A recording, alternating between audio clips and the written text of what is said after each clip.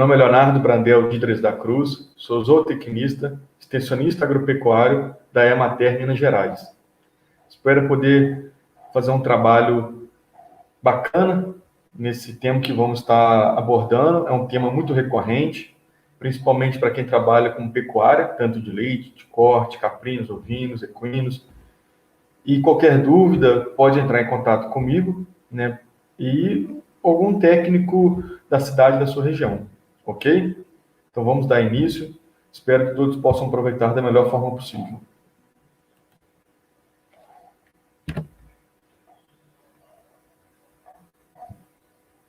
Bom, o título é Maximização da produção de forrageiras para pastejo. Um foco em pastejo rotacionado, né? E como eu já me apresentei, meu nome é Leonardo Brandel, Díderes da Cruz, sou zootecnista formado em Lavras, pós-graduando em manejo de pastagens. E é um tema muito recorrente, já que a maior parte da pecuária brasileira trabalha com pastagens. Então, nada mais interessante do que abordar esse tema, pois é um tema que vira e mexe, somos procurados, ainda mais relacionado a rotacionado, que é um sistema já até antigo, né? E ainda há muitas dúvidas em questão do número de piquetes, adubações, qual a melhor forma que eu tenho para estar explorando de forma sustentável a minha área. Então, vamos dar início, né?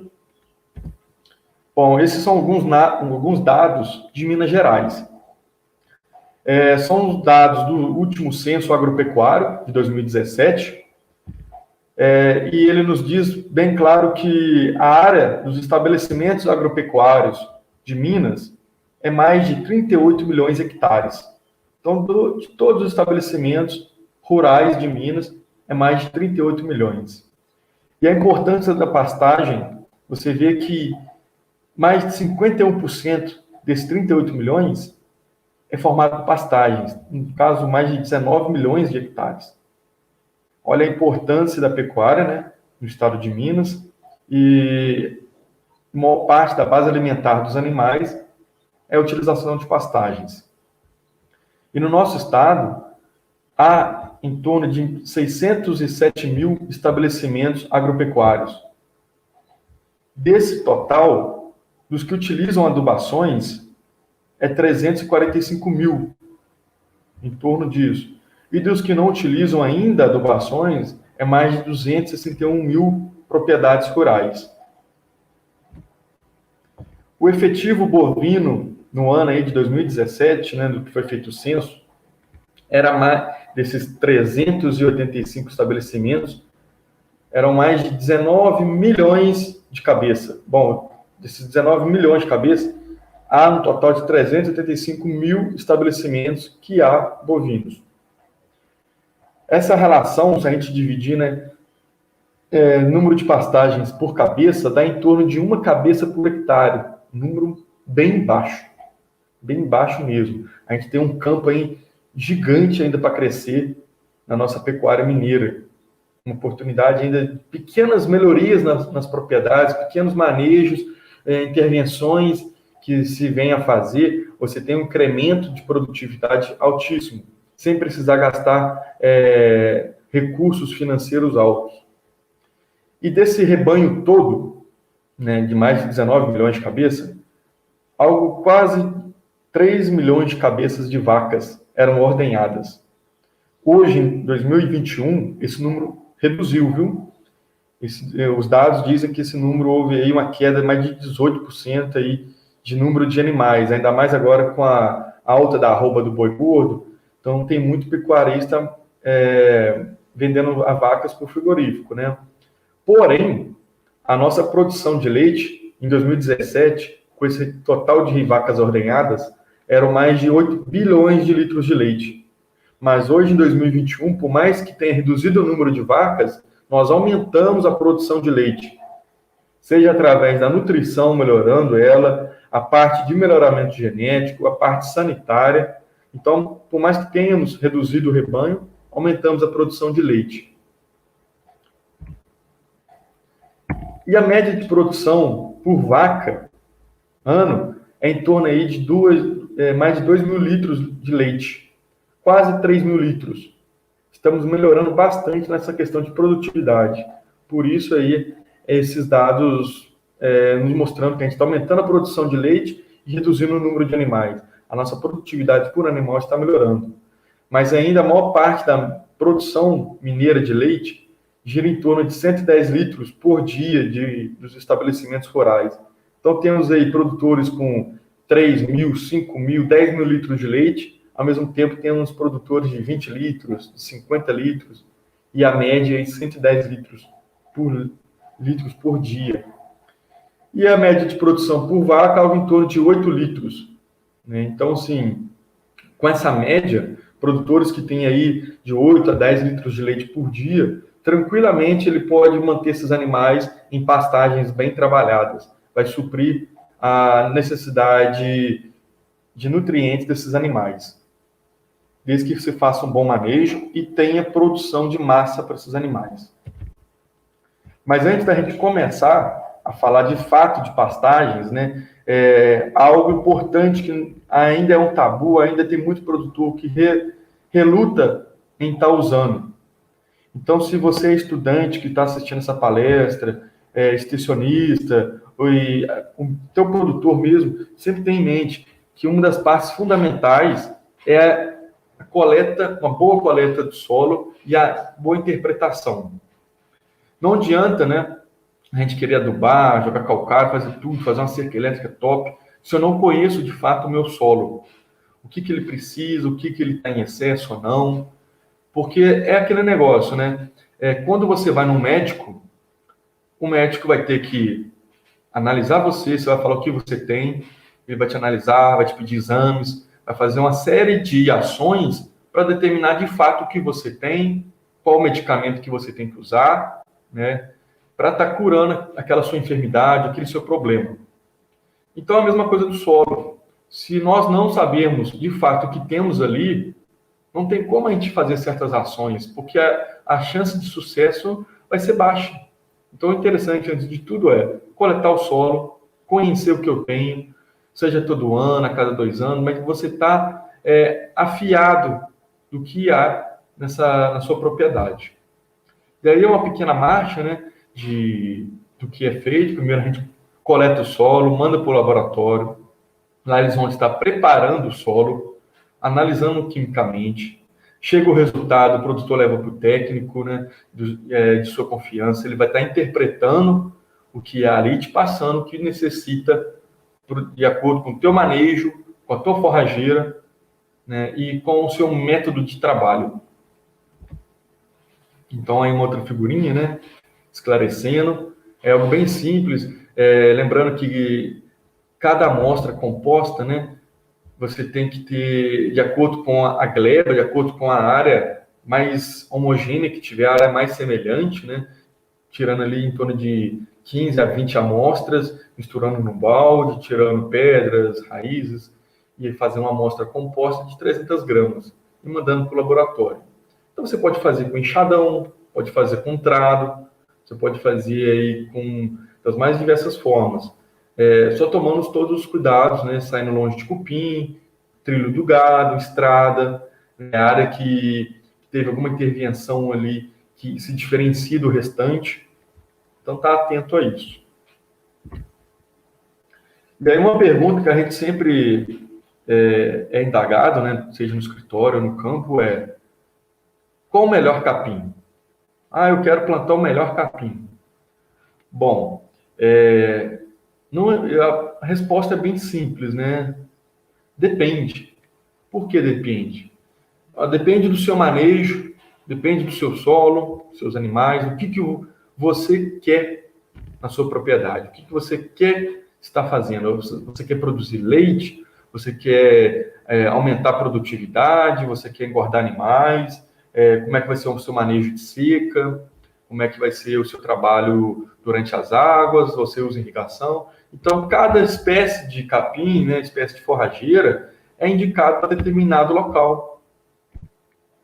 E, bom, se você me falar assim, mas eu queria saber uma ótima forrageira, qual é?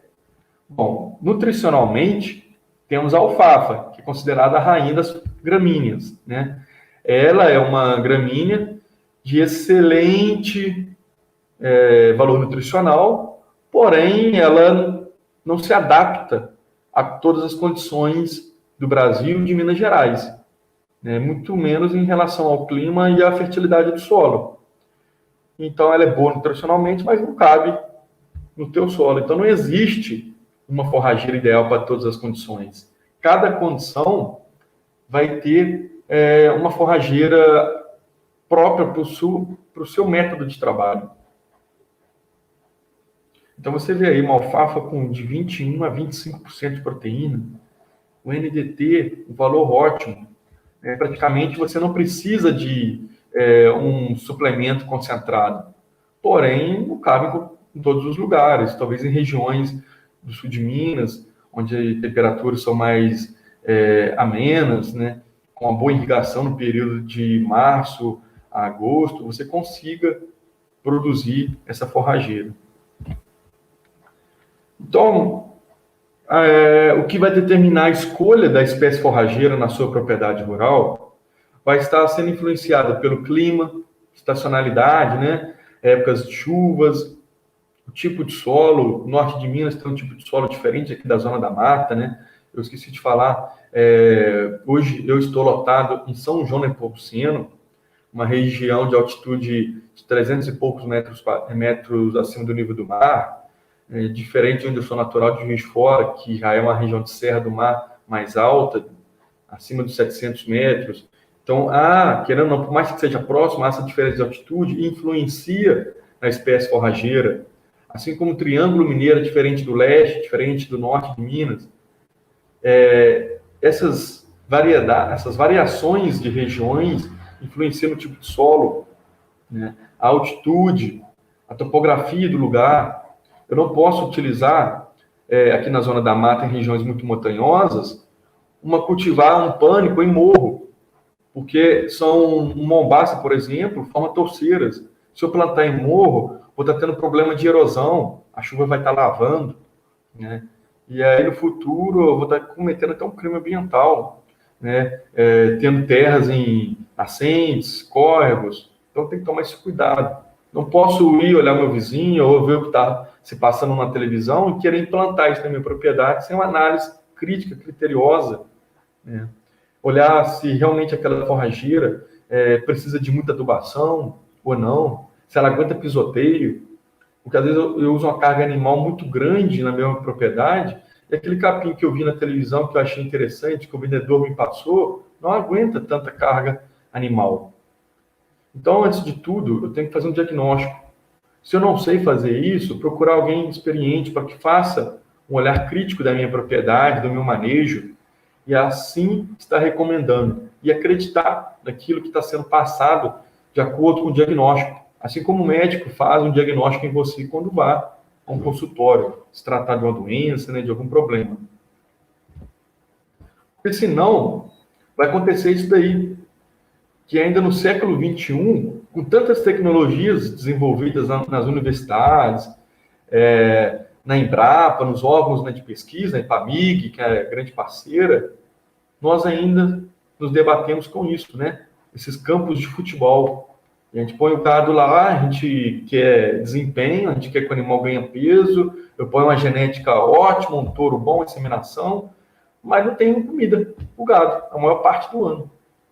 Não adianta achar que eu vou ter lucratividade. Realmente o sistema, a produção de leite vai ser péssima, o ganho animal vai ser ruim, e aí fica naquele ciclo vicioso, né? Eu não consigo ter renda, eu não consigo melhorar minhas pastagens, eu não consigo ter uma rentabilidade da minha propriedade. É como se eu tiver um comércio e não colocar produto para vender. Eu não vou estar tendo lucratividade. Então, dos animais, antes de tudo, eu tenho que ter comida, né? Se for animais a pasto, eu tenho que ter forrageiras e de ótima qualidade, porque vai virando um problema, né? Eu faço a pastagem, eu reformo, né?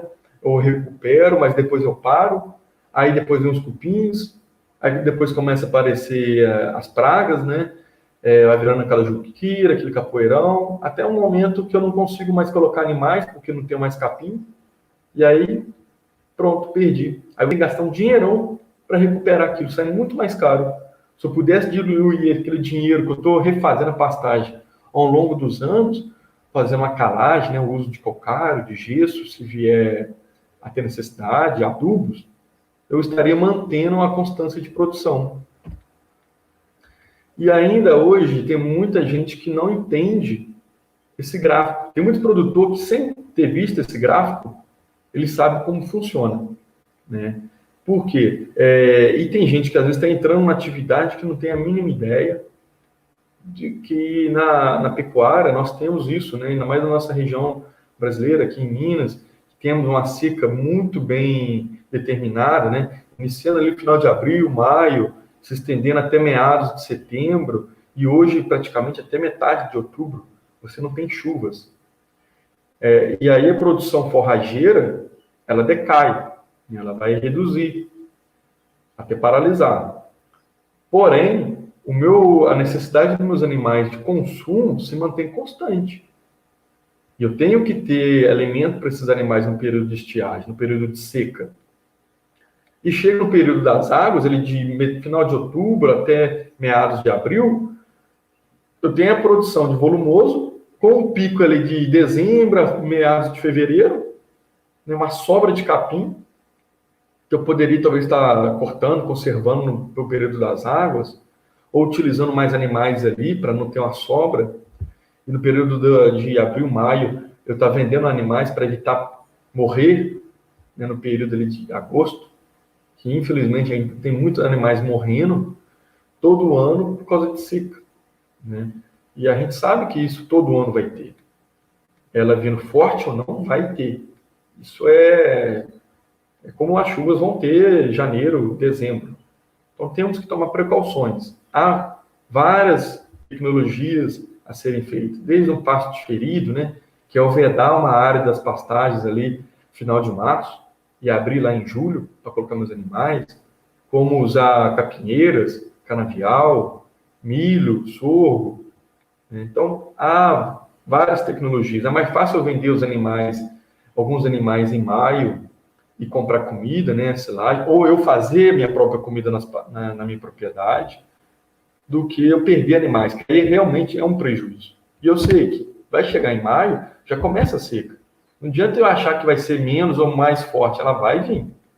Então eu tenho que tomar precauções, né, no período das águas, eu ganhar peso nos meus animais, produzir leite, e se eu não me preparei, vender esses animais, porque eu vou ter prejuízo. E como tudo, né, seja no capim, seja nos animais, seja até na vida da gente, a gente, se não tiver tudo perfeito, tudo ali nas melhores condições, eu não vou estar conseguindo desempenhar a minha atividade, o meu gado não vai estar conseguindo ganhar peso. E esse barril, né, conhecido como a lei do mínimo, ou a lei de Lindeberg, nada mais que o seguinte: imaginando o barril com todas as réguas dele no seu máximo, eu consigo encher ele de água, até o finalzinho dele.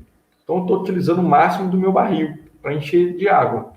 Porém, se uma dessas réguas não tiver até o finalzinho com todas as outras, eu não vou conseguir encher, não vou estar conseguindo o máximo desse barril.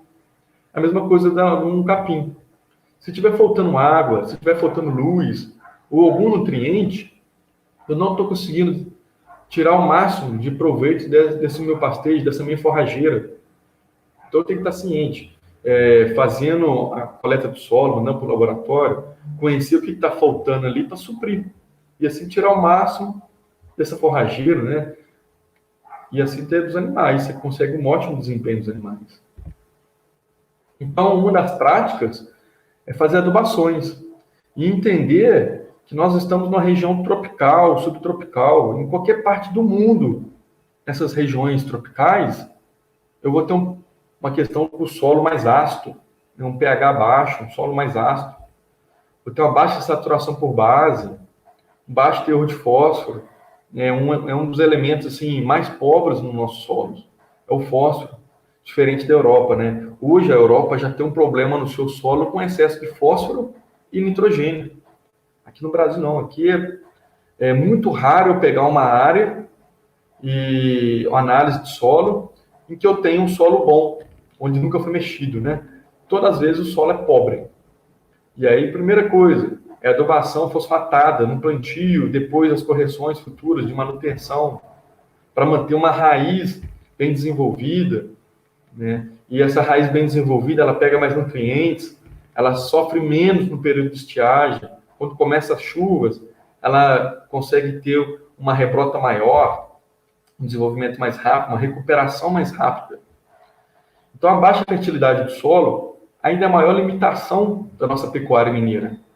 E a gente tem que tomar um cuidado quanto a isso, porque estamos sendo pressionados, né, pela sociedade urbana, a cada dia mais, por uma série de situações.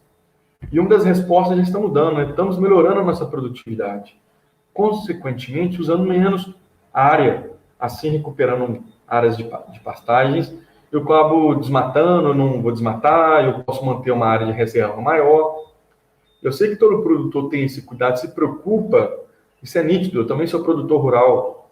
Eu sei que a gente se preocupa em manter uma nascente, porque a importância da água, né, recuperar a área de rios, a gente tem esse cuidado.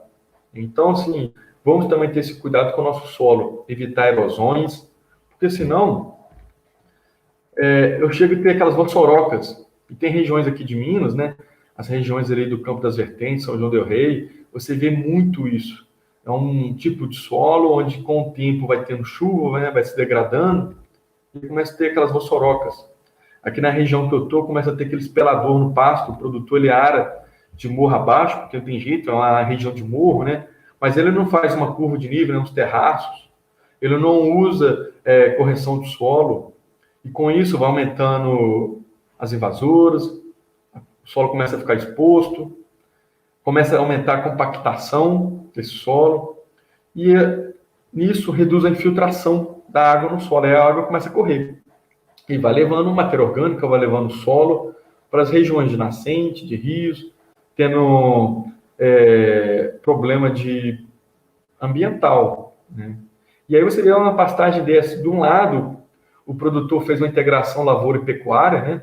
Onde no plantio da soja, do milho, depois ele fez junto um sementeio de braquiária, e utilizando o resíduo da safra, né, seja da soja, seja do milho, seja de alguma outra lavoura, ele produziu ali uma forrageira top para o período de seca, né? E do lado, o mesmo tipo de solo, você já tem um solo ali, ó, mostrando uma compactação, pragas surgindo, né? E aí o desempenho vai ser diferente. E no período de seca, qual a diferença de forrageira que eu consigo ter? Adotando algumas medidas, né? Algumas tecnologias simples.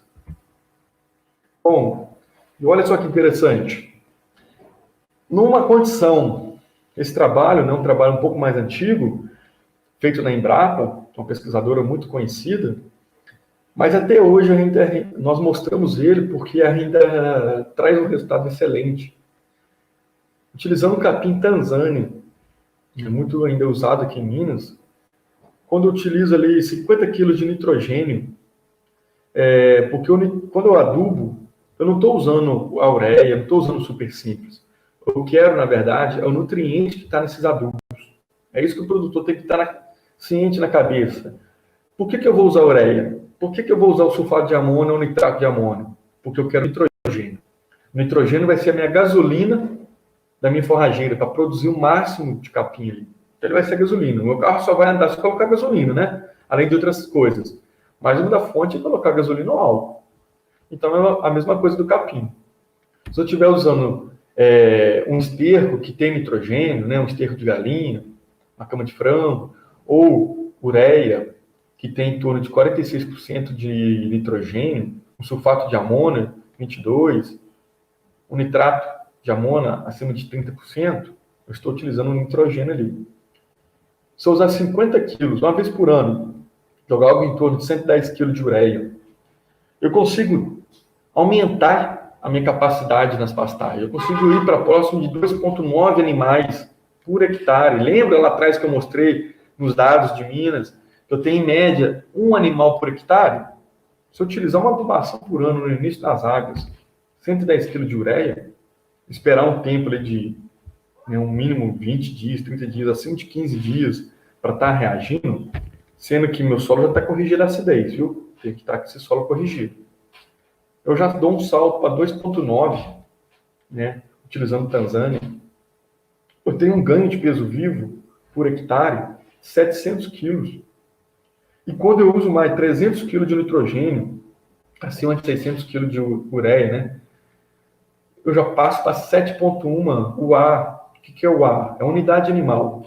Assim como temos litros, quilos, centímetros, temos uma medida também por hectare de animal, que é o A, unidade animal, que é em torno de 450 quilos, né, que seria algo aí, uma vaca aí comum, que pesa em torno de 450 quilos. É uma medida. Assim como cabeça por hectare, nós utilizamos o A. Então, nós temos em torno de 701 UA por hectare quando eu uso 300 kg de nitrogênio. Um ganho aí de 1.270 kg de peso vivo por hectare. Olha que ganho extraordinário. Você acha que é um gasto, aí você vai fazer a conta, se paga simplesmente só com esse ganho. Por mais que a ureia agora, ou algum outro adubo que você queira usar, né, nitrogenado, se paga, por mais que o preço esteja alto hoje, em 2021. E temos outras atividades que você pode estar fazendo, né? Aí nesse gráfico, nessa linha de baixo, seria em torno aí de abaixo de uma UA, né, um animal por hectare, sem fazer adubação nenhuma.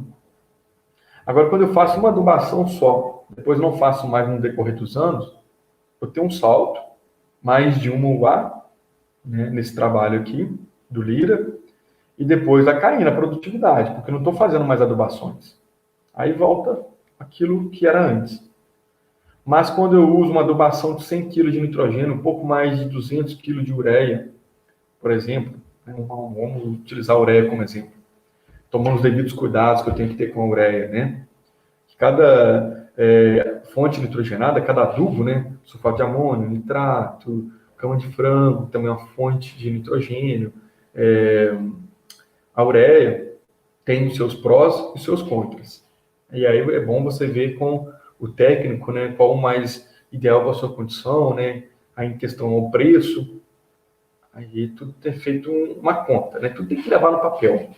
Mas utilizando um exemplo da ureia, né, se eu usar mais de 200 kg de ureia por ano, eu vou estar conseguindo uma carga animal mais de uma UA.2 por hectare.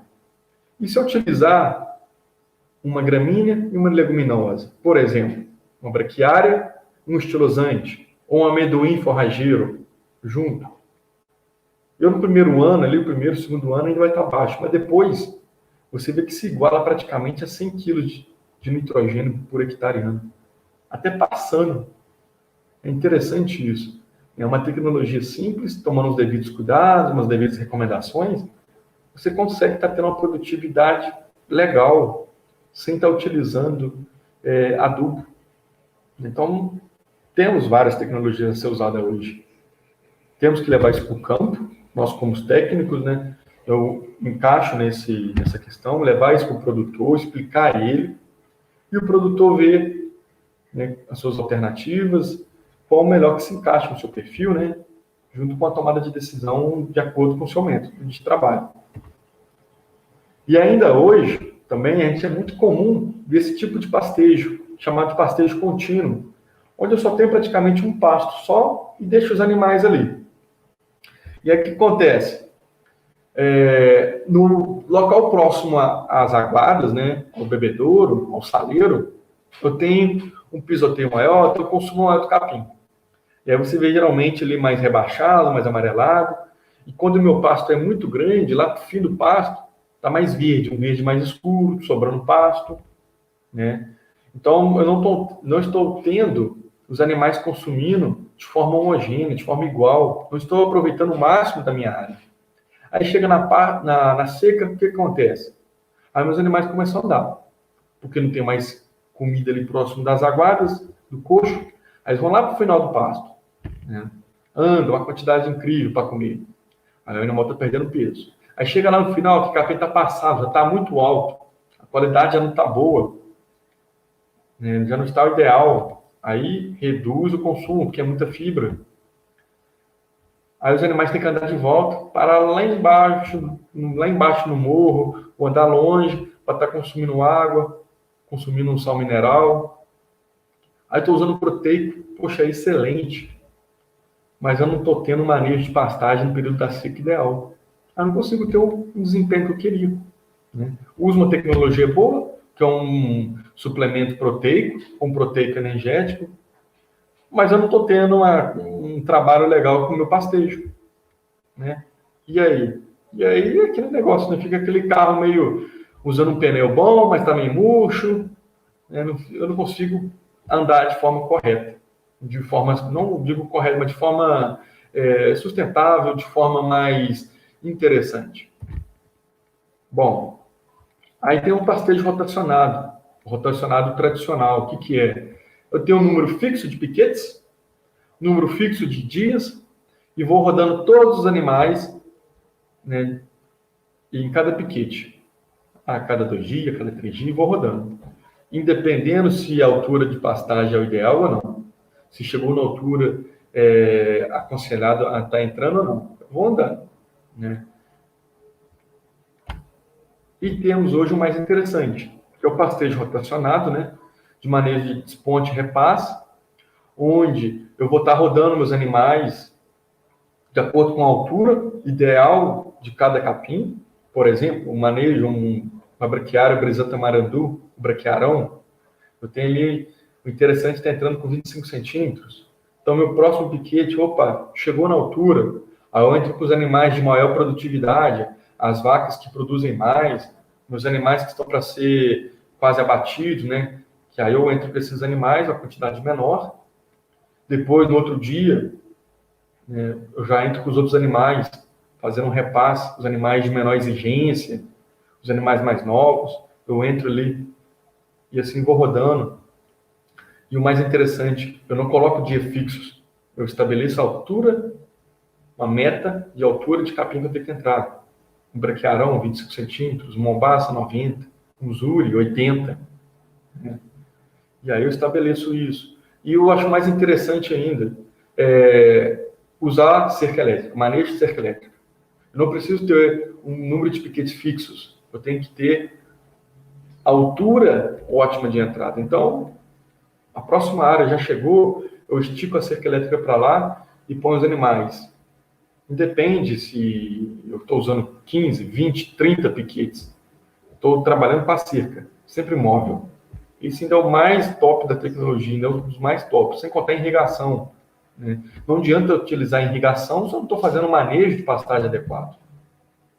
Já está usando, fazendo molhação, jogando dinheiro fora com energia. Então, o pastejo rotacionado, né? Ele como um todo tem suas vantagens e suas desvantagens. Uma das vantagens é o maior controle sobre a qualidade e a quantidade. Eu consigo determinar ali qual a altura ideal e estar colocando os animais seguindo essa ideia que eu comentei anteriormente.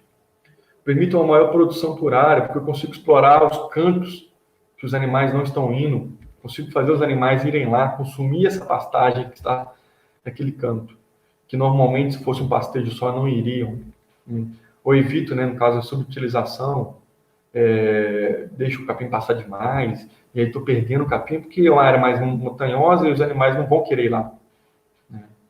Aí chega na seca, os animais vão. Mas nas águas, dificilmente, se tiver capim nas baixadas, na parte mais baixa do pasto, iriam ali. Eu posso também, e nisso tudo, eu utilizo uma área menor, já que eu fazendo adubações, correções, eu consigo produzir a mesma quantidade de capim que eu utilizaria se fosse minha fazenda toda, meu sítio todo. Então, eu consigo pegar uma área que está sobrando e está alugando, ou está produzindo comida para seca, entendeu? Ou até colocando mais animais, né? E qual a desvantagem? em relação a um pastejo contínuo, né? Quando eu uso um pasto só, uma área só. Bom, uma das desvantagens é uma alta necessidade de mão de obra qualificada. Eu preciso que os meus colaboradores da fazenda, né, a turma que trabalha, esteja consciente que eu preciso estar sempre olhando a cerca elétrica, a cerca dos piquetes está sempre correta, bem trabalhada, né, bem feita, está trabalhando à altura. Chega, o próximo piquete está na altura, eu coloco o gado. Não está na altura, vou olhar o próximo piquete. Opa, chegou na altura, então eu pulo um piquete para o próximo. Né? Até mesmo o produtor que está trabalhando, ele está sempre ciente. Vou mostrar mais para frente a régua de manejo de pastagem. A régua de manejo não tem que estar no curral, ela tem que estar lá no piquete. Eu já deixo ela lá. Né? Porque tem muito produtor que compra uma régua bonita, faz uma régua bacana, mas deixa no curral, deixa encostado. Não, ela tem que estar no piquete. Tem que estar sempre manejando. Pode até ser que chegue um momento que eu bater no olho eu já sei. Opa, está na altura ideal. Ou está na hora de tirar os animais. Mas eu tenho que estar isso fixado na cabeça. E quando você faz o uso do pastejo rotacionado, ele aceita menos erro, uma menor tolerância a falhas de manejo. Então, assim, eu manejei errado, o capim vai passar. O capim passou, o que eu tenho que fazer? Roçada. Né? E o roçar, né? Às vezes você chega para manejar um pasto, ele está igual uma onda, cada um de um jeito. É igual o Minas quando você olha do alto, assim, do morro, né? Aquela monte dobra.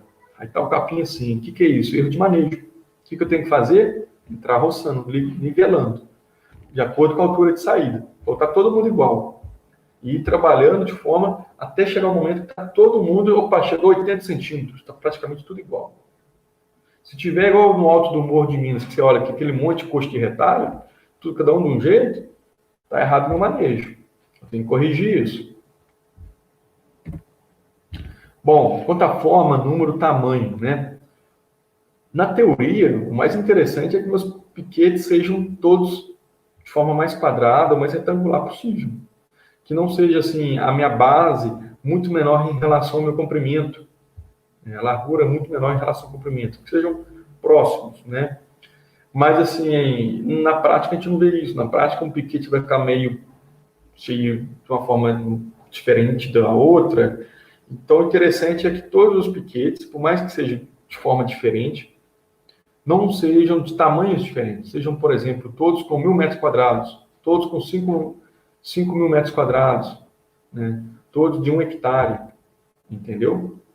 E o tamanho, né, não está variando, assim, piquetes muito, muito grandes, piquetes acima de 10 hectares, 100 hectares.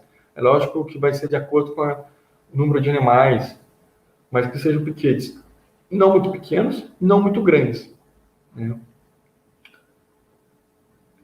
O interessante é que os animais, né, seja calculado ali em torno de 50 metros quadrados por animal, podendo variar, desde quando é muito intensivo, faço uso de irrigação, adubação forte, não menor que 30 metros quadrados por animal, em cada piquete, e não extrapolando muito 150 metros quadrados por animal. Que a base do meu piquete não seja menor que 3 vezes o comprimento dele, né? Porque senão os animais ficam parecendo uma porta muito fina, e os animais acabam amassando muito capim. Né? E no número de piquetes, eu não gosto muito de trabalhar com piquete de número fixo. Mas, às vezes, para o produtor começar a entender, a gente estabelece um número fixo para ele começar. Depois, número variado, de acordo com a altura do capim.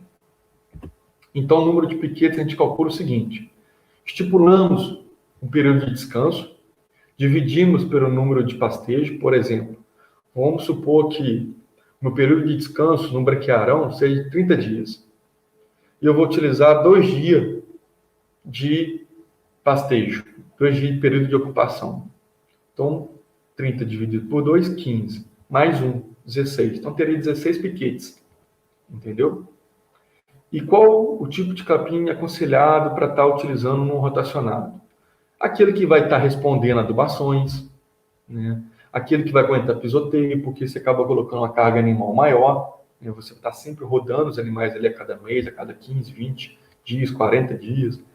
Então, é uma carga animal alta que está sempre sendo utilizada, tem que estar aguentando, né? E que tem um florescimento mais tardio. Por exemplo, a Braquiária decumbens, né, a braquiarinha, dá para utilizar no rotacionado? Posso utilizar. Porém, ela floresce praticamente o ano todo.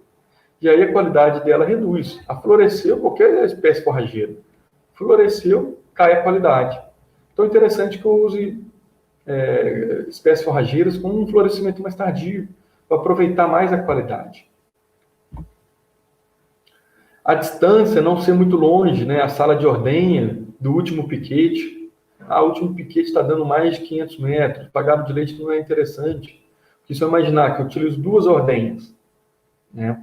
Então os animais vão 2 vezes para a sala de ordenha, né, para o curral, para serem ordenhados, e voltam 2 vezes, 4 vezes durante o dia. Está indo e voltando lá para o último piquete. Está gastando muita energia. Essa energia tem que usar para leite. Tem que evitar que o animal fique andando muito, né, demasiadamente. Se você imaginar um animal de 500, 600 quilos, andando todo dia, mais de 500 metros por dia, ali do último piquete, ele está gastando muita energia, né? E no gado de corte, mais que 1.000 metros, para um lugar que ele está bebendo água, para o saleiro, não ficar andando muito, porque senão eu não estou deixando de produzir carne. E o produtor de leite tem que estar o seguinte: ele produz leite, o de carne é carne. Como é a quantidade animal? É leite e carne.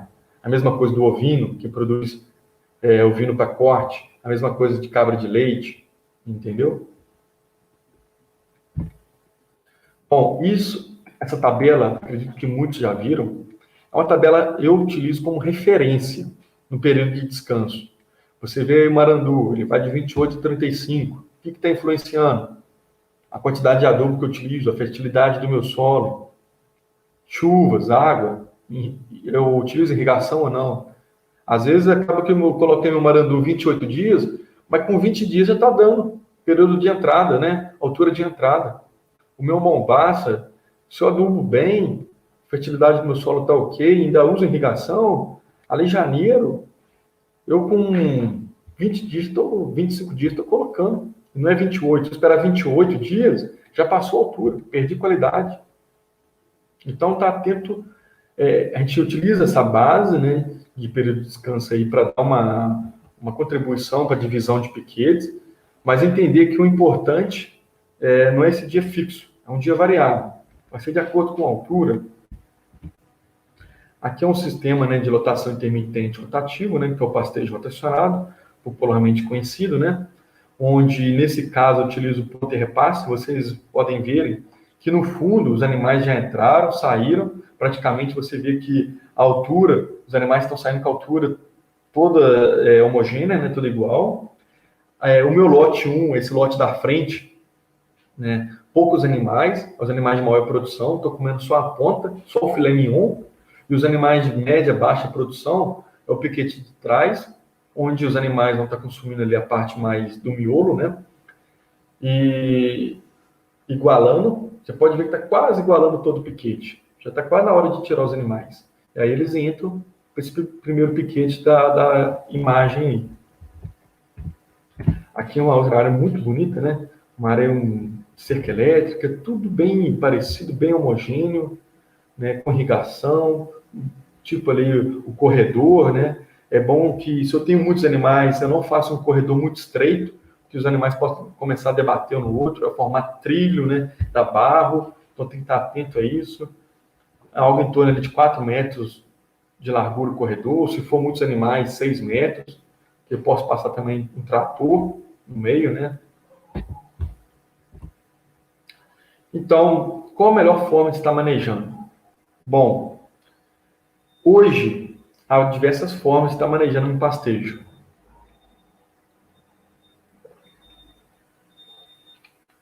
Uma das formas mais práticas utilizada no Brasil e no mundo é utilizar a altura. Por que eu vou estar utilizando a altura do capim? Que é a forma mais prática.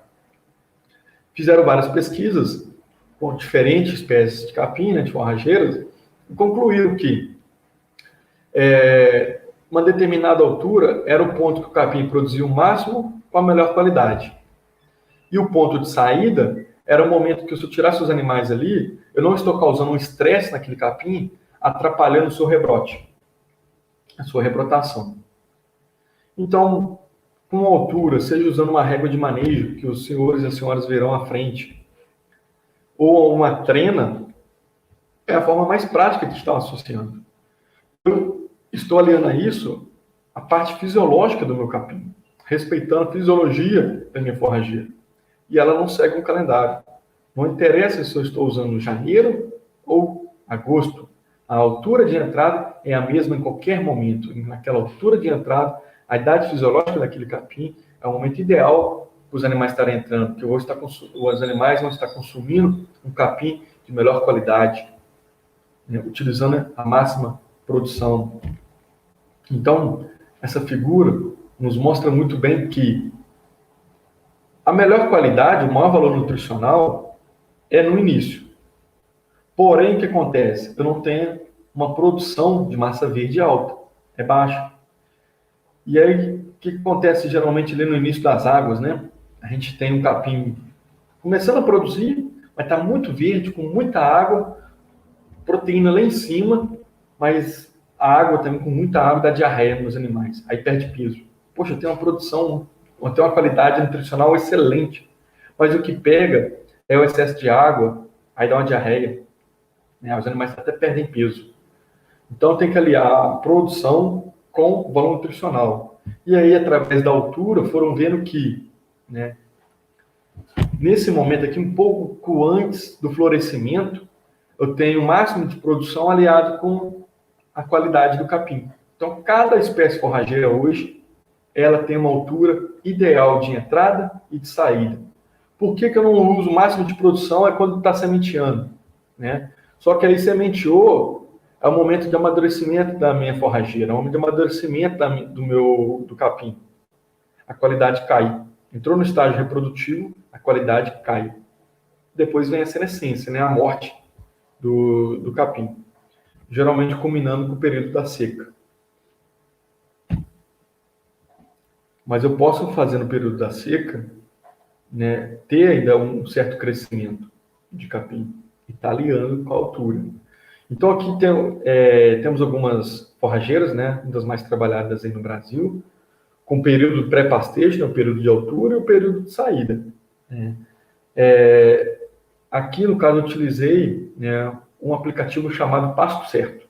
Você pode estar baixando esse aplicativo no teu celular, pedindo ao seu filho, sua esposa ou você mesmo, né, ou pedindo ao marido para estar baixando, os filhos. Esse aplicativo, você consegue ver cada espécie forrageira, né, e qual o melhor momento de plantio, quanto que vai estar produzindo de matéria seca, de matéria verde, qual a quantidade de semente, qual a altura que eu tenho que tirar ou não, se eu posso utilizar esse capim num solo de baixa fertilidade. É muito interessante. Para quem tem curiosidade, baixa ele, é muito legal, né? E é de graça, é da Embrapa.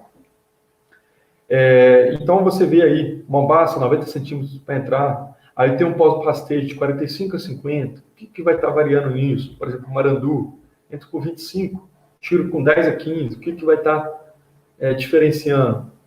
O meu uso de tecnologias, de adubações, de irrigação ou não.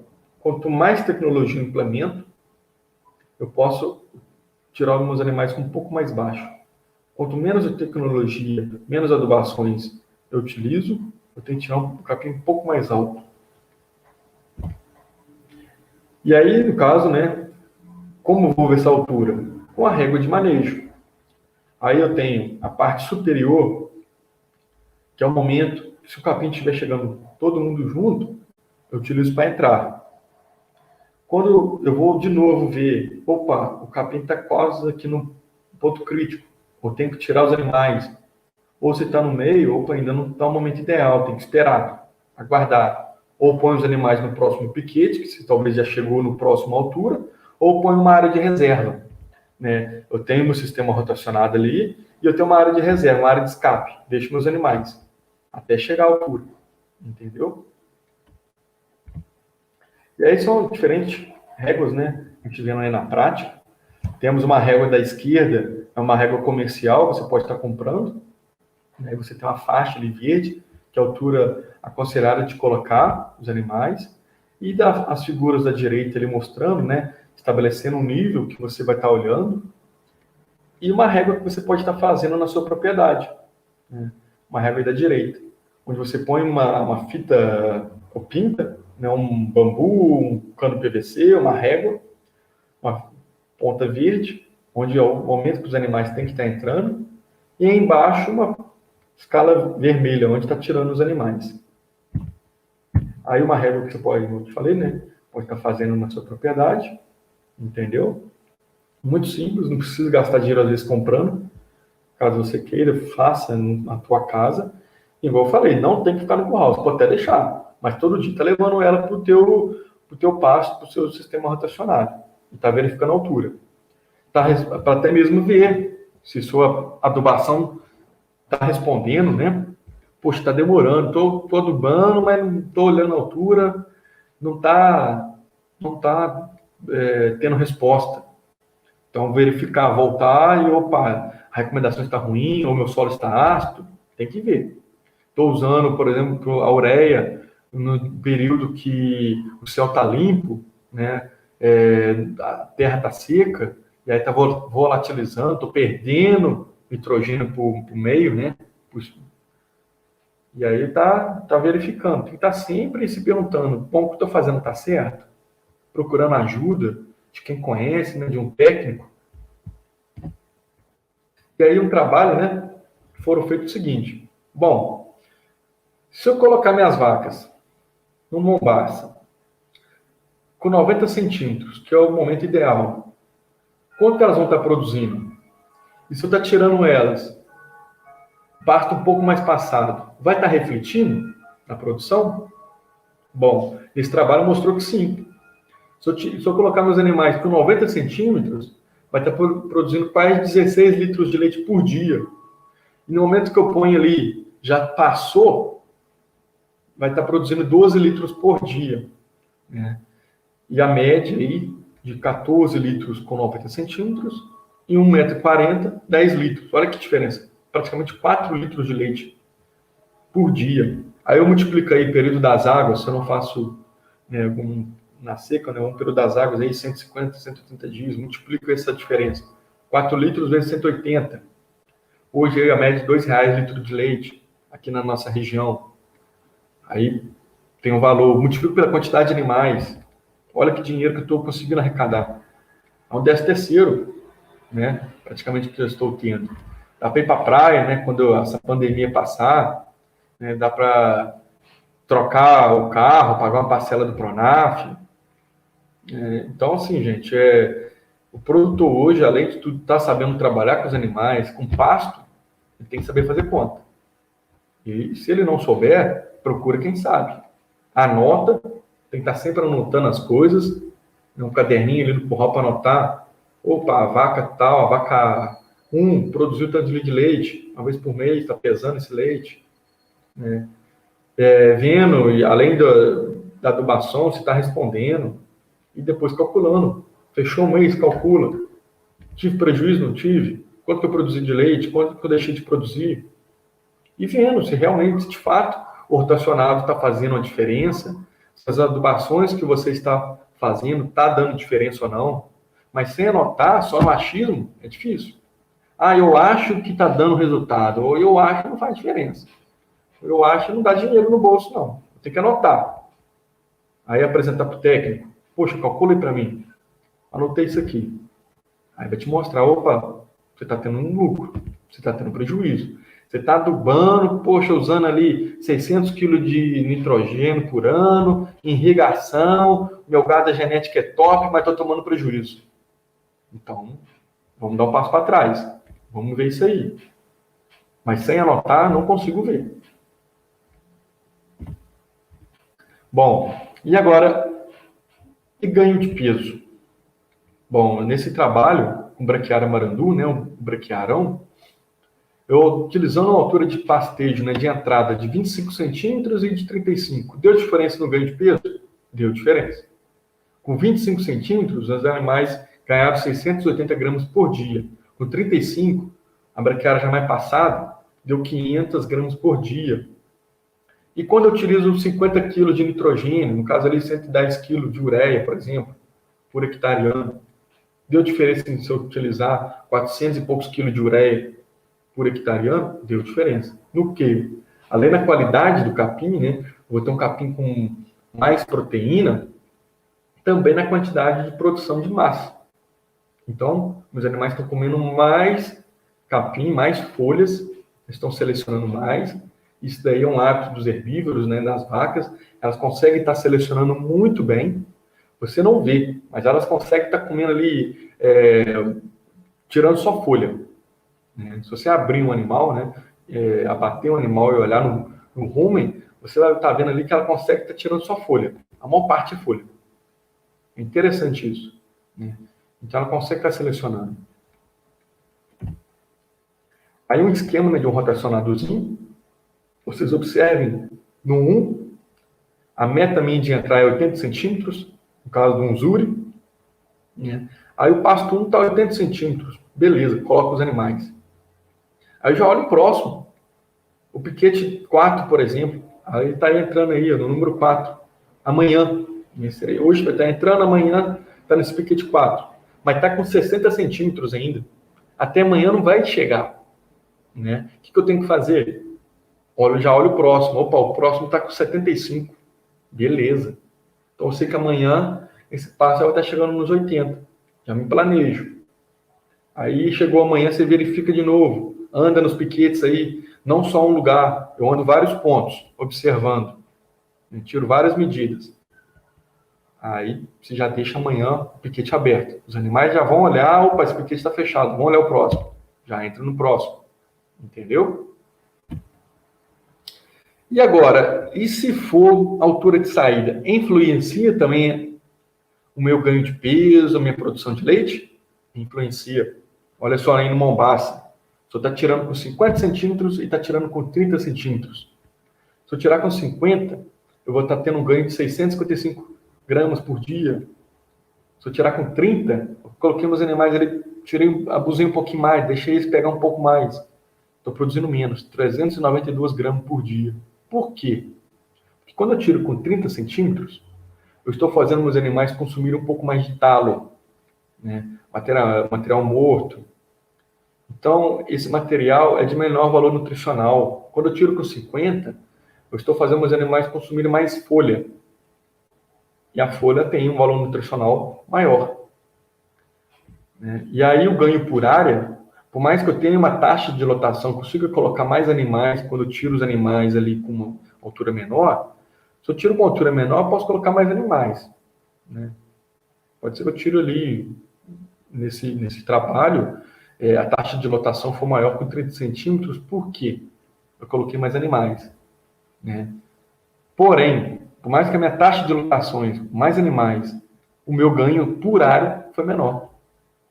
Foi 600 quilos por hectare. Quando eu tirei os animais com 50 centímetros, eu tive uma taxa de lotação menor. Mas como os animais consumiram a melhor qualidade de forrageira, eu consegui ter um ganho por área maior. Aí o ganho por área foi mais de 1.000 quilos por dia, por hectare, nesse período das águas. Olha que legal, olha que diferença. Está trabalhando na altura, preocupando com a altura de entrada e a altura de saída. Agora, um rotacionado de capim-elefante, né? Nesse caso aí, ele queria saber o seguinte: se eu usar um período fixo de dias, 27 dias, a cada 27 dias meus animais estão entrando no piquete. Em relação à altura de entrada do capim-elefante, que é 1 metro, né? Vai dar diferença na produção? Nós vemos aí que dá diferença na produção de leite. Né? Quando eu entrei com 1 metro, que é o aconselhado para o capim-elefante, que é dito 95% de índice de interceptação luminosa, né? Que é um aparelhinho que se usa para estar medindo, é um momento ideal ali. Então, a altura tem a ver com esse momento, né? Cada altura tem a ver com esse momento. No caso do capim-elefante, é 1 metro. Aí você vai perguntar, poxa, capim-elefante? Eu posso fazer um rotacionado de capim-elefante? Posso. Se eu tenho uma capinheira lá, eu não quero mais utilizar ela, eu não preciso estar acabando com ela para utilizar um outro capim. Eu posso utilizar ela no rotacionado. Não tem problema. Entendeu? E aí, com 1 metro de altura, as minhas vacas produziram 15 litros de leite por dia. E quando eu usei um dia fixo, 27 dias, chegou um momento que passou, deu 1,20 m. Né? E aí os animais produziram menos, praticamente 13 litros de leite por dia. Por quê? Volta naquilo de antes. Consumiram um pouco mais, um capim mais velho, né? Uma folha mais velha, consumiram mais talo, e aí a qualidade menor, consequentemente, os animais consumiram menos. Né? Nesse caso aí, eles colocaram mais animais e tiraram uma altura só. A altura de retirada foi uma só. Então a taxa de lotação foi maior. Né? Porque você colocou os animais com uma altura menor, então você roda mais animais no sistema, e porém a altura de saída é uma só. Tanto com 27 dias como com 1 metro de altura. Né?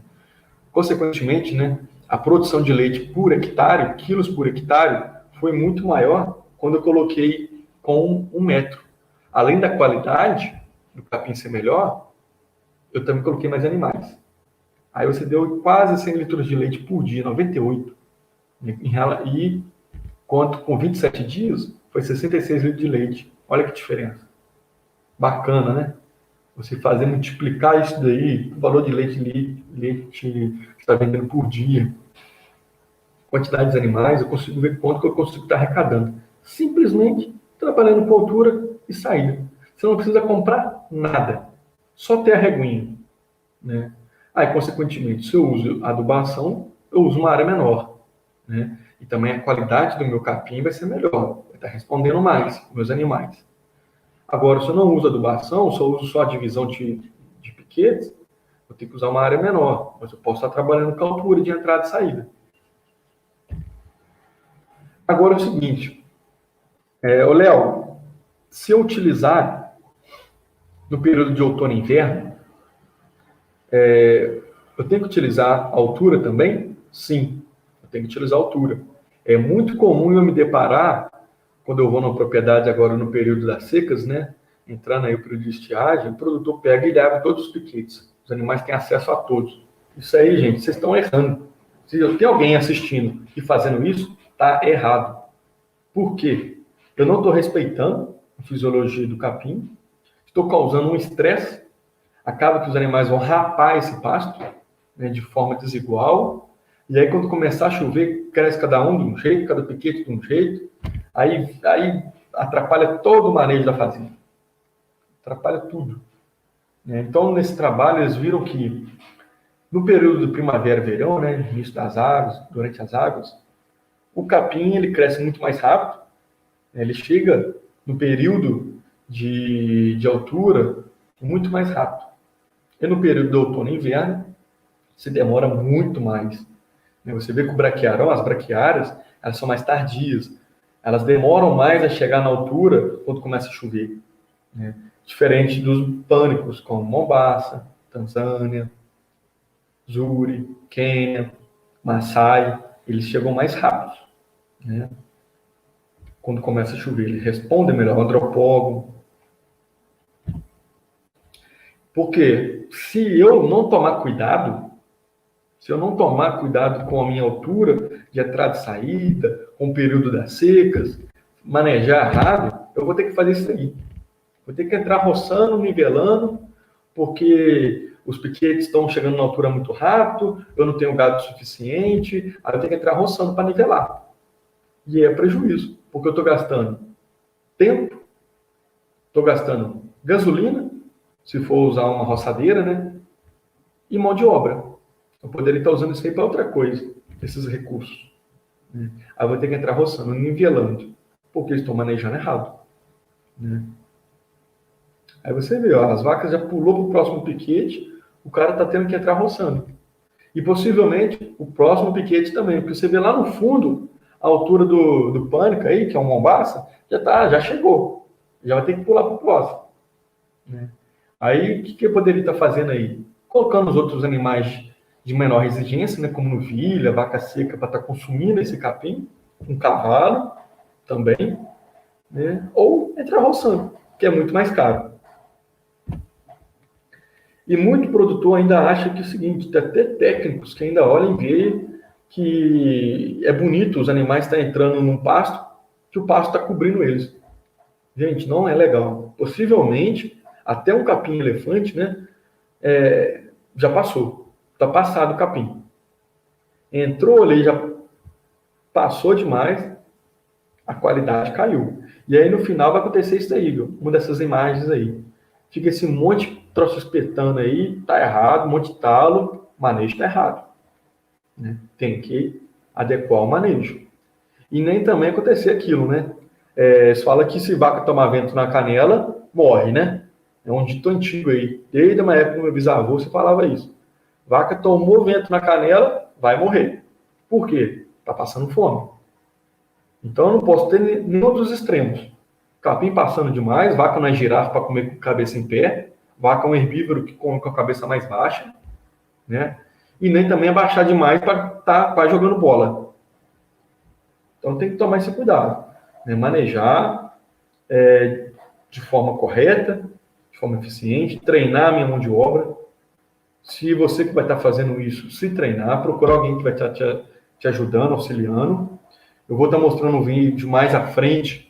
Esse vídeo, se você não tem uma prática de uso da régua, eu mostro o uso do papelão. Você corta ele quadrado, passa no cano PVC, joga.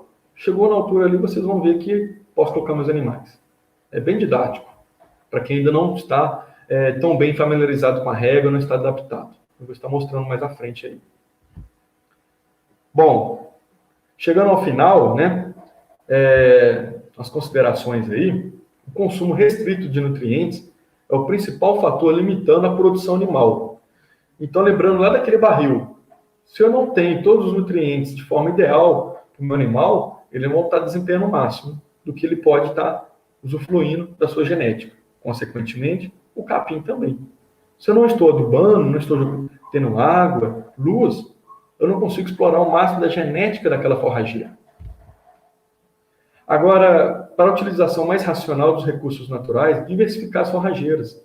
Não utilizar na minha fazenda toda um tipo só de capim, só braquiarão. Eu tenho um pouco do braquiarão, porque ele aguenta mais desaforo, eu posso usar ele como bucha para seca, né? Ter um pânico, porque o pânico, quando começar a chover, ele responde mais rápido. O pânico numa área ali de... Os pânicos que eu falo são Mombasa, Tanzânia, Suri, entendeu? Aruana. Ele responde mais à adubação e quando começa a chover, ele responde mais rápido. Ele aparece e chega na altura mais rápido. E as braquiárias é um pouco mais tardio, né? E talvez uma área de mais pedregulho, uma área um pouco mais fraca, usar mitícula, usar braquiarinha, andropógo, em regiões mais planas, né? É uma boa forrageira também. Não utilizar uma só para tudo.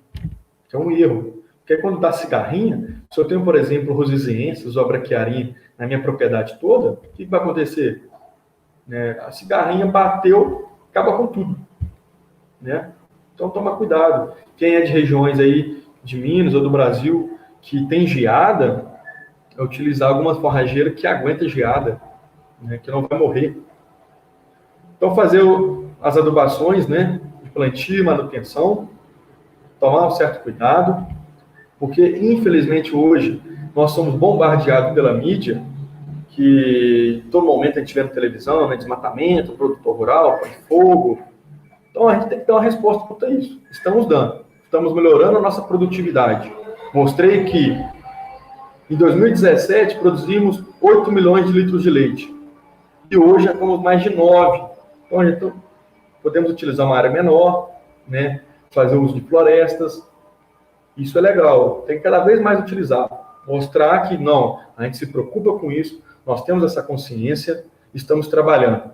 E cobrar também o povo da cidade. E aí, o que vocês estão fazendo? O que vocês estão cobrando nas autoridades para estar despoluindo os rios? Tratamento de esgoto? Também nós não nos podemos nos calar. Nós temos também que ir à mídia e cobrar a sociedade urbana também. Então é o seguinte, quem trabalha com pastejo intensivo, né, com alta adubação, rotação, com irrigação, às vezes você não tem uma quantidade de animais suficiente. Então o que você tem que fazer? Usa 15 a 30%, porque se eu usar adubar meu pasto todo, minha área, fazenda toda, eu não tenho animais, e acaba perdendo capim. Então tomar cuidado, né, com usar adubação demais e acabar contaminando o lençol freático. Isso pode acontecer, ter esse cuidado, né?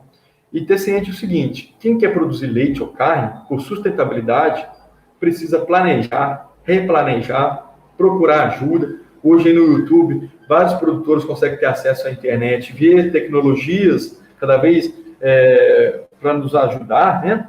Nem sempre o técnico vai saber de tudo, mas ele pode estar procurando ajuda, como você também, que é produtor, está nos assistindo, está procurando ajuda. E entender o quê? Que pecuária, agricultura, quem entra nesse ramo, quem está nesse ramo, sofre com as adversidades climáticas. Não tem jeito. Esse ano choveu menos aqui na minha região que eu trabalho, lá na propriedade. Isso acontece, você se planeja, faz uma safrinha, né, de milho para silagem e não choveu o que você queria. Aí infelizmente, nós sofremos disso, né? Acontece. Ou, por exemplo, né, uma pandemia dessa surge e aí o preço do leite lá em junho, julho cai porque não tem ninguém consumindo.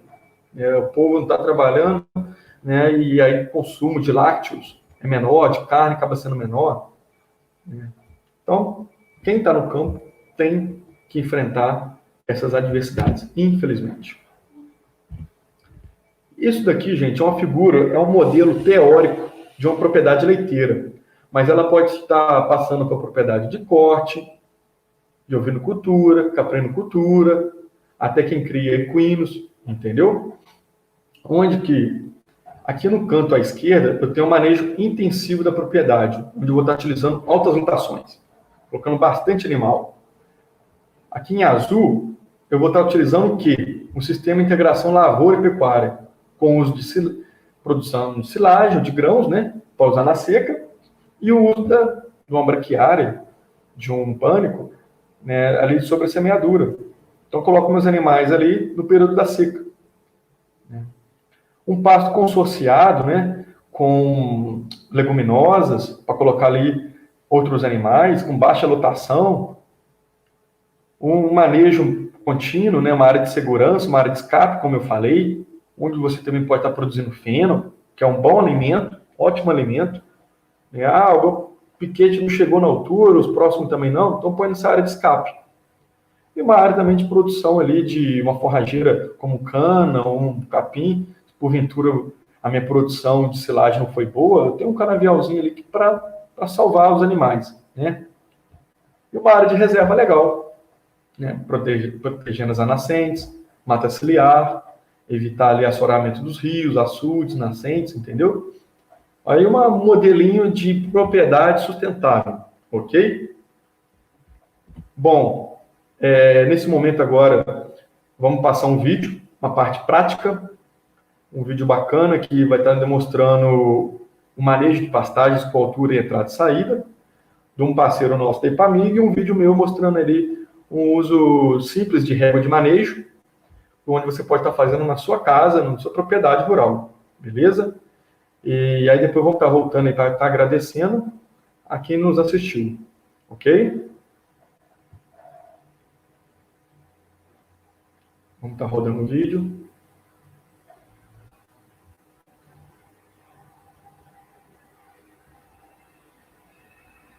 Leonardo Brandel, técnico agropecuário da Emater MG.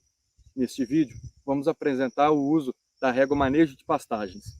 Essa régua você pode estar comprando ou fazendo em sua casa, utilizando um cabo de vassoura, um bambu ou um cabo PVC como esse.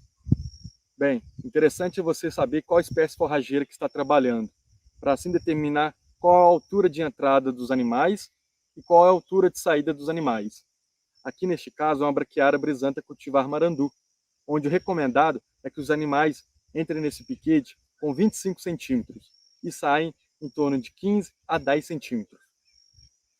Para facilitar o trabalho, eu coloco a fita verde, aqui no caso da ponta desse cano aqui a 25 centímetros, onde é recomendado que os animais entrem. Aqui 15 centímetros, uma fita amarela, e na vermelha, no caso 10 centímetros. Por que eu trabalho com essas duas alturas de saída do piquete? Bom, se é uma área onde o solo é mais fraco de fertilidade, onde eu faço pouco adubação, o interessante é que eu tiro os animais com uma altura um pouco maior, aqui no caso 15 centímetros. Mas em locais onde o piquete é mais bem adubado, mais preparado esse solo, eu posso tirar os animais com 10 centímetros.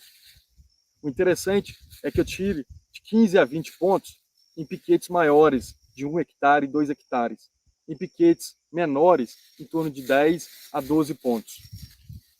Agora, é interessante você estar tomando esses pontos no final da tarde, quando vai mudar os animais de piquete, ou no início da manhã. Bom, nessa tomada, suponha que todo o seu piquete estará com a mesma altura de capim da forrageira. Você determinará o ponto, observará que o capim está praticamente na linha verde e passando dessa linha verde, permitindo que os animais entrem no piquete. Pode estar utilizando papelão, né, para facilitar a visualização. Observando que realmente está bem acima da linha verde de entrada.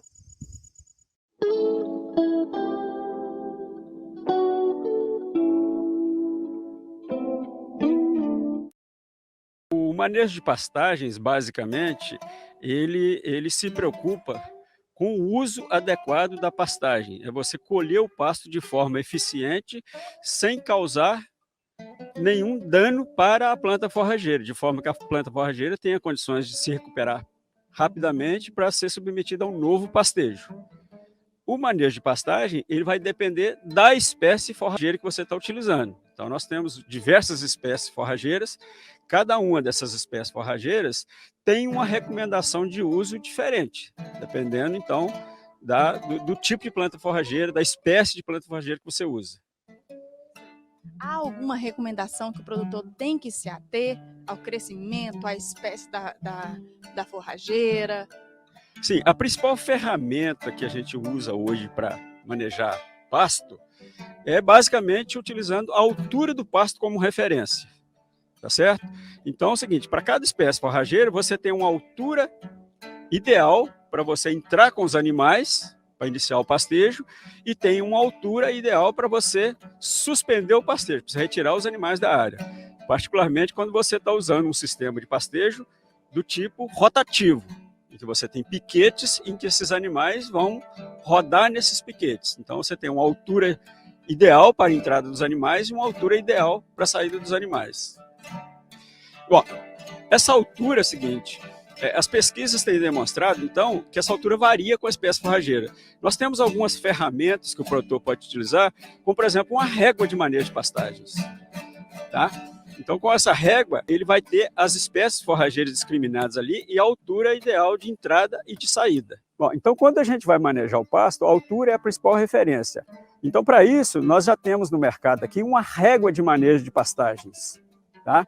Então, essa régua já traz as entradas de altura e de saída das principais gramíneas forrageiras que nós temos disponíveis hoje, em que essa régua já vem marcada com as alturas de manejo de cada espécie forrageira. Então, nesse caso aqui, por exemplo, nós já temos aqui ó, a braquiária umidícola. Então, a faixa verde é a faixa de uso, a hora de entrada nessa altura aqui, a hora de saída nessa altura aqui, tá? A braquiária umidícola. Mesma coisa, então, nós temos aqui a decúmens, a faixa ideal de uso, a altura de entrada e a altura de saída. O capim marandu e o capim piatã, mesma altura de entrada e mesma altura de saída para essas duas espécies forrageiras. Capim charaés, mesma coisa, altura ideal, a faixa ideal de manejo, a faixa verde, altura de entrada e altura de saída. Aqui, para o capim maçai. Para o capim Tanzânia, também a altura de entrada e altura de saída. E aqui, no caso, o capim mombaça. Então, vocês estão vendo aqui, para cada espécie forrageira, você vai ter uma altura ideal de entrada e uma altura ideal de saída para retirada dos animais do piquete sobre pastejo rotativo. qual que é a altura ideal de manejo? Por exemplo, nesse caso aqui, nós estamos aqui num pasto de capim-marandu, também conhecido como braquiarão. Hoje é a espécie forrageira mais cultivada no Brasil.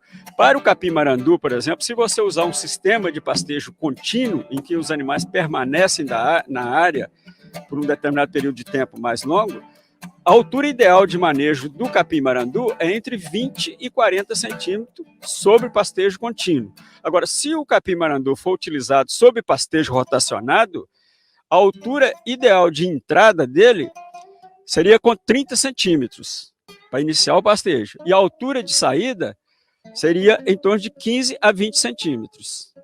Para o capim-marandu. Para outros tipos de gramínea, por exemplo, se você pegar um mombaça, que é uma espécie forrageira do gênero pânico, não é braquiária. A altura ideal de entrada do mombaça é 90 centímetros. A altura de saída do mombaça é de 30 a 50 centímetros. E assim, para cada espécie forrageira, você vai ter uma altura ideal de entrada e uma altura ideal de saída, ou, em condições de pastejo contínuo, uma faixa de uso do pasto. O produtor deve se preocupar com a diversidade de gramíneas oferecidas hoje no mercado. Tem alguma que oferece alguma fibra alimentar mais eficiente no que tange a alimentação, vai oferecer mais vitaminas que fazem o gado se alimentar melhor, ter mais vitalidade? Tá. Nesse aspecto, seguinte, a diferença entre as diversas gramíneas forrageiras é relativamente pequena. É muito mais importante a forma como eu uso a planta forrageira até do que a espécie forrageira. Tá? Agora, para o produtor, a situação ideal é que ele, inclusive, faça uma diversificação de forrageiras na sua propriedade, até para ele se prevenir de algum problema.